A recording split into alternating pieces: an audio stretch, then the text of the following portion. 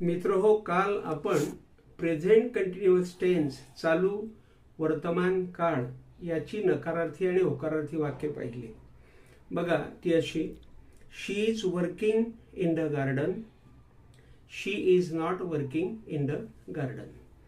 पहिलं हे होकारार्थी वाक्य आहे, दुसरं हे नकारार्थी वाक्य आहे. She is working in the garden म्हणजे ती बगीच्यामध्ये काम करत आहे, आणि she is not working in the garden म्हणजे ती बगीच्यामध्ये काम करत नाही आहे. आता बघा, ह्या दोघं रचनांपासून दोन प्रश्नार्थक वाक्य तयार होतील. बघा कशी: she is working in the garden याच्यापासून प्रश्नार्थक वाक्य असं होईल बघा: is she working in the garden. म्हणजे काय केलं आपण या ठिकाणी, हा जो इज आहे हा इज आधी घेतला, म्हणजे एमिजार आधी घ्यायचं आणि मग तो सब्जेक्ट घ्यायचा, आणि मग मुख्य क्रियापदाला आयएनजी लावलेला असतो ते क्रियापद घ्यायचं, आणि मग जादाचे शब्द किंवा ऑब्जेक्ट असेल ते घ्यायचं आणि शेवटी प्रश्नचिन्ह द्यायचा. म्हणून कसा प्रश्न झाला: is she working in the garden. बगीच्यामध्ये ती काम करत आहे का?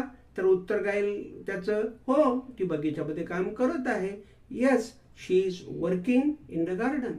अजून उत्तर असं येऊ शकेल की no, she is not working in the garden. नाही, ती बगीच्यामध्ये काम करत नाही आहे. आता आपण हे निगेटिव्ह कसा प्रश्न तयार होतो ते पाहूया. She is not working in the garden हे साधं वाक्य आहे, याच्यापासून आपल्याला नकारार्थी प्रश्न तयार करता येईल. बघा कसा: is she not working in the garden. ती बगीच्यामध्ये काम करत नाही आहे का? तर उत्तर येईल होय, ती बगीच्यामध्ये काम करत आहे. नाही, ती बगीच्यामध्ये काम करत नाही आहे. तर बघा, आपण पुन्हा एकदा ते करूया. Is she not working in the garden. ती बगीच्यामध्ये काम करत नाही आहे का? Yes, she is working in the garden. होय, ती बगीच्यामध्ये काम करत आहे. No, she is not working in the garden. नाही, ती बगीच्यामध्ये काम करत नाही आहे.